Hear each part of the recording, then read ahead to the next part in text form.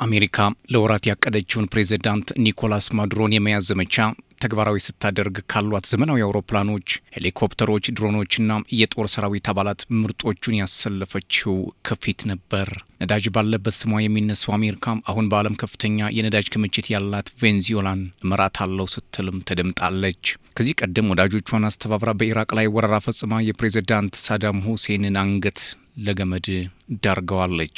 ሰሜን አፍሪካ የነዳጅ ባለጸጋ ሀገር ሊቢያ ውስጥ የተቀሰቀሰ ውስጣዊ ተቃውሞ ተገን አድርጋ ከአጋሮቿ ጋር የአየር ድብደባ በማድረግ ሙአመር ጋዳፊ በተቃዋሚዎቻቸው እንዲገደሉም አዳክማቸዋለች አድርጋለችም። አሁን ደግሞ ለ10 ዓመታት ጥርስ ነክሳባት በተደጋጋሚ መፈንቅለ መንግስት ስትፈትናት ቆይታ በግልጽ ወረራ መሪዋን ከመኝታ ክፍላቸው ቀስቅሳ ካቴና እጃቸው ውስጥ አስገብታ ወደ ኒውዮርክ አግዛቸዋለች ይላል የቢቢሲ ዘገባ።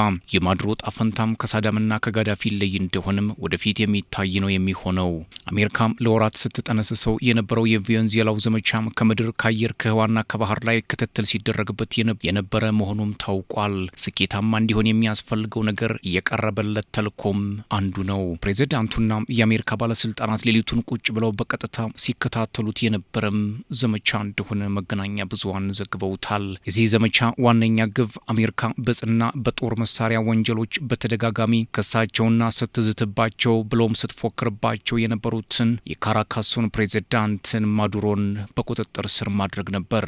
የፔንታጎን ሁሉም ኃይል በተልኮ ውስጥ ሚና ቢኖራቸውም ዋናውን ስራ ያከናወነው ግን ዴልታ ፎርስ የሚባለው የልዩ ኮማንዶዎች ስብስብ ነው። አሜሪካም ለወራት ያቀደችውን ፕሬዝዳንት ኒኮላስ ማዱሮን የመጠቅለል ዘመቻ ተግባራዊ ስታደርግ ካሏት ዘመናዊ አውሮፕላኖችና ሌሎች መሳሪያዎችም ከፊት ከግንባር የምታስቀምጠው ልዩ ኃይሏ ነው። በአውሮፓውያኑ 1977 የተመሰረተውና ዋናም የጦር ሰፈሩ አሜሪካም ሰሜን ካሮላይና ግዛት ፎርት ብራግ ውስጥ የሆነው ዴልታ ፎርስ ልዩ የኮማንዶች ቡድን በዓለም ላይ ካሉ ሀያልና ምስጢራዊ ወታደራዊ ክፍሎች መካከልም ይመደባል። ዴልታ ፎርስ በአሜሪካ ሰራዊት የልዩ ዘመቻዎች እዝ ስር ሆኖ የሚታዘዘው በሰራዊቱ የጋራ ልዩ ዘመቻዎች ውስጥ ነው።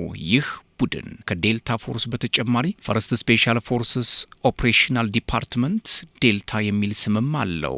ይህ ወታደራዊ ቡድን የተቋቋመው የብሪታንያ 22ኛው ልዩ የአየር ኃይል አገልግሎት ክፍል አወቃቀርን መሰረት በማድረግ በኮሎኔል ቻርልስ ቤክዊዝ እንደነበረም ታሪኩ ያስረዳል። ዴልታ ፎርስ በሚያከናውናቸው ጥብቅ ሚስጥራዊ ዘመቻዎችና ባለው ተፈላጊነት ምክንያት ቡድኑ እንደ ሁኔታውና ተልኮ የተለያዩ ስያሜዎችም ሲሰጡት ከርመዋል ቆይተዋል። ቡድኑ የተለየ ትኩረት የሚያደርገው ከባድ ጉዳት ሊያስከትሉ ይችላሉ በሚባሉ ከፍተኛ ዋጋ በሚሰጣቸው ተልእኮዎች ላይ ሲሆን የመጀመሪያም ኃላፊነቱ ግን የጸረ ሽብር ዘመቻዎች፣ ታጋቾችን ማስለቀቅ፣ ሽብርተኞችን ማስወገድና መያዝ እንዲሁም የተለዩ የቅኝት ስራዎችን መከወን መፈጸም ነው። የዴልታ ፎርስ አባላት በተጨማሪም ከፍተኛ ባለስልጣናትና ስመጥር ሰዎችን ለመጠበቅ መደበኛ ባልሆኑ ውጊያዎች ውስጥ በብቃት እንዲሳተፉ በፈንጂዎች አጠቃቀም በስውር ወደ አንድ ቦታ በመግባትና ባልሞ ተኳሽነትም በብርቱ ሰልጥነዋል። ኮማንዶዎቹ በየትኛው ቦታና ሁኔታ ውስጥ ሊሰማሩ ስለሚችሉ ሁሉን አቀፍ ስልጠና ይሰጣቸዋል። በዚህም በአውሮፕላን፣ በባቡር፣ በመርከብና በመኪናዎች ላይ የሚያጋጥሙ ክስተቶች ለመቆጣጠር እንዲችሉ በእጅጉ የሰለጠኑ መሆናቸው ይመሰከርላቸዋል። የቡድኑ አባላት በተለያየ ኃላፊነት ላይ ተመድበው የመስራት አቅምም አላቸው። በዚህ እንደ ወታደር በቀጥታ በመዋጋት ባነጣጥሮ ተኳሽነት፣ በስለላ ወይንም መረጃ በመሰብሰብ እንዲሁም በአንድ ኢላማ ላይ ድንገተኛ ጥቃት በመፈጸምና በሌሎችም ስመጥር ናቸው ይታወቃሉ። ቡድኑ ከተመሰረተ ጀምሮ ያካሄዳቸው አብዛኞቹ ዘመቻዎች እስካሁንም ድረስ በምስጢር ተቆጥበው ተይዘዋል። በመገናኛ ብዙሃን ዘገባዎች ውስጥ ከተካተቱት የተወሰኑት ብቻ በጊዜ ሂደት ውስጥም በግልጽ ተነግረዋል። ነገር ግን ስለ ዘመቻዎቹ ከባለስልጣናት ከሚሰጡት ጥቅል መረጃዎች ውጭ ሌላው በጥብቅ ምስጢርነት የሚያዝ ነው። የአሜሪካ መንግስት ለህዝብ ይፋ ካደረጋቸው የዴልታ ፎርስ ዘመቻዎች አንዳንዶቹን እንዲህ እናያቸዋለን። ኦፕሬሽን ኤግል ክላው በኢራን ውስጥ የታገቱ አሜሪካውያንን ለማስለቀቅ የተካሄደ ዘመቻ ነበር። ነገር ግን በዚህ ውጤት 8 አሜሪካውያን በመገደላቸው የከሸፈ ተልዕኮ ሲልም ተሰይሟል።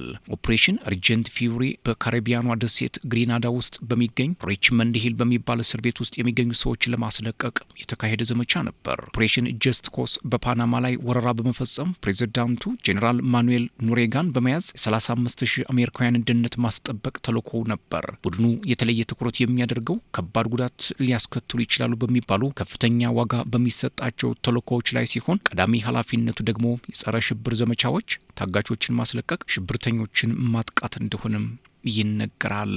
ኮማንዶዎቹ በየትኛውም ቦታና ሁኔታ ውስጥ ሊሰማሩ ስለሚችሉ ሁሉን አቀፍ ስልጠናም ይወስዳሉ። እንዲሁም ባልተለመዱ አካባቢዎች ላይም ራሳቸውን እያሰለጥናሉ። ቡድኑ ከተመሰረተ ጀምሮ ያካሄዳቸው አብዛኞቹ ዘመቻዎች እስካሁን ድረስ በሚስጥር የተያዙ ናቸው። በመገናኛ ብዙሃን ዘገባዎች ውስጥ ከተካተቱት የተወሰኑት ብቻ በጊዜ ሂደት ውስጥ ይፋ ሆነዋል። በባህረ ሰላጤው ጦርነት ወቅት ኢራቅ ኩዌትን በመውረሯ ከአጋሮቿም የሳዳም ሰራዊት በማሸነፍ ኩዌትን ነጻ የማውጣት ዘመቻም ተደርጎ ነበር። ኦፕሬሽን ጎቲክ ሰርፔንት በሶማሊያ ዋና ከተማ ሞቃዲሾ ውስጥ የአሜሪካ ሄሊኮፕተሮች ተመተው በወደቁበት ጊዜ የተካሄደም ዘመቻ ነበር። የቶራ ቦራ ጦርነት ኦሳማ ቢንላደን ለመያዝ ወይንም ለመግደል አፍጋኒስታን ውስጥ የተካሄደ ዘመቻ ነው። ኦፕሬሽን ሬድ ዶውን ሳዳም ሁሴን የተደበቁበትን ቦታ በመለየት ለመያዝ የተደረገ ዘመቻ። ኦፕሬሽን ጁፒተር ሺልድ በሊቢያ ውስጥ በሚገኘው የአሜሪካ ኤምባሲ ላይ ጥቃት ተፈጽሞ አሜሪካውያንን ለማዳን የተካሄደ ዘመቻ።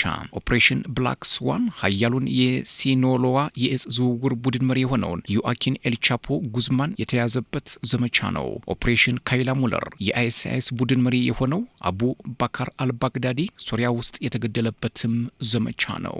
ለዴልታ ፎርስ አባልነት የሚመለመሉት ብቃት ያላቸውና በከባድ ፈተና ውስጥ ማለፍ የሚችሉ ብቻ ናቸው። ቡድኑ አባላቱን በአብዛኛው የሚመለምለው ባለአረንጓዴው ቆብ ከሚባሉት የአሜሪካ ሰራዊት ልዩ አባላት መካከልና 75ኛው ሬንጀር ክፍል ውስጥ ነው። አንድ የዴልታ ፎርስ አባል ለመሆን የሚፈልግ ወታደር እስከ 4 ሳምንት በሚዘልቀው የምርጫ ሂደት ውስጥ ማለፍም ይገደዳል። የምልመላው ሂደት በጣም ጥልቅና ሰፊ ዝርዝር ያለው በመሆኑ ምክንያት ከእጩዎቹ መካከል በጣም ጥቂቶቹ ብቻ ናቸው ወደሚቀጥለው ደረጃ አልፈው ወደ ስልጠናም የሚቀላቀሉት።